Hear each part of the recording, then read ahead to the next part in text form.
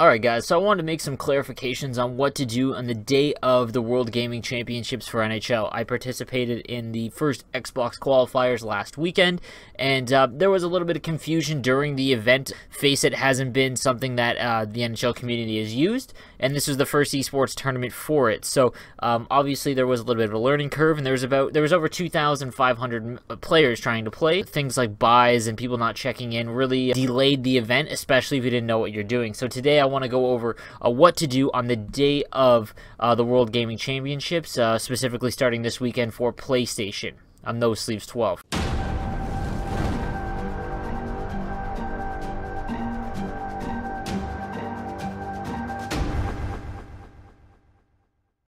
So guys, this video is only for players that are participating in the upcoming NHL World Gaming Championship. So once you log on to FACEIT, on the left-hand side, you'll see the tournaments that you're entered in. I'm in the remaining 3. I was lucky enough to get all 4 on the first day of sign-up. So if you're in the upcoming tournaments, this is what you want to do. Around Wednesday, today, or Thursday, you want to check in.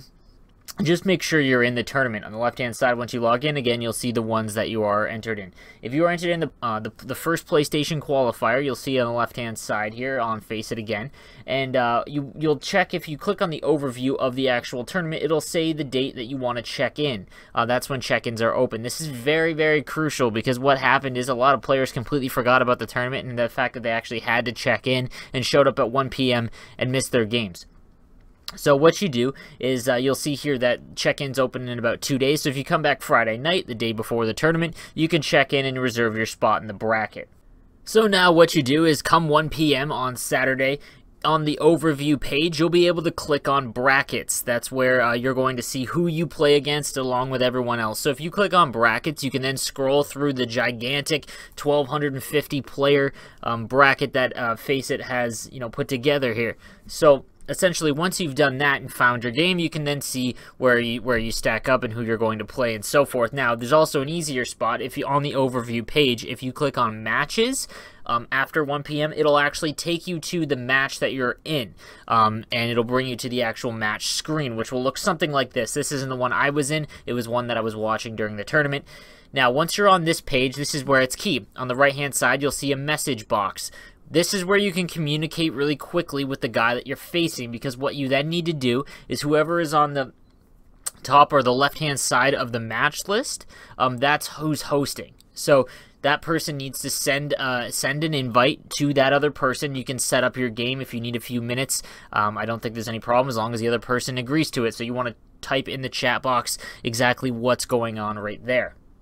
The next piece of crucial advice that you need to do is make sure you take a picture of this screen. You'll see this is from my stream of the tournament. You need to just take a picture with your phone to prove that you are in a lobby with the player that you're playing. Now, what you want to do with that is after the game, the winner needs to put it on Imager. You just download the app. It's really easy to set up an account and just post the picture to Imager, and then you can copy the link and put it in the chat box of the match screen. Because what's happening is after you've done the match and the person who has won, you then on the match screen will hit set results, and when you click set results, okay, you'll put in the score, who won, copy the link from Imager of the proof of you winning, and then what will happen is an admin will come within 10 to 15 minutes afterwards and actually process the results. They were very quick. Honestly, I had a problem early on. The issue that we were running into, it seemed, as a majority, is there were so many buys and whatnot, is that people didn't know to call an admin to actually process the buy. Everyone else, you just want to hit set results, and then you wait in the match screen. Someone will come in to the actual messages, and if there's any problems, the admin will say, hey, where's the pictures? Hey, who won? And then you go from there, and they will move you on to the next round. Lastly, guys, what I need to make sure that you understand completely is that you put the correct rule set in for each game. It can be possible that you play the game, win, and the rules weren't correct, and someone could call you on it, and your match is just going to be forfeited. So I tweeted them out, but here they are again. You just want to go into if you're the host, so if you're the person on the left side of the matchup, You're the one setting this up. You invite the player that you're going to face, and then you just set custom rules. Basically, it's everything normal except injuries are off. You make sure that the tiebreak is continuous overtime, control goalie on the shootout on. That's pretty standard stuff, and you can only use NHL teams, obviously. But make sure that music and announcers are turned off. You do that in settings. You just go to your audio control settings and turn all the music and announcers off. I'm not really sure why. Maybe it's for Twitch or recording or something. They don't want any copyright, something like that. So make sure that you've got that turned off, and then you're all set to go. So guys, I hope this makes this weekend a little bit easier for you. Make sure if you want to check out my contents on YouTube, Twitter, Facebook, Instagram, it's all along the top bar there. Thank you guys for watching, and let me know if you have any issues on Twitter and in the comment section down below.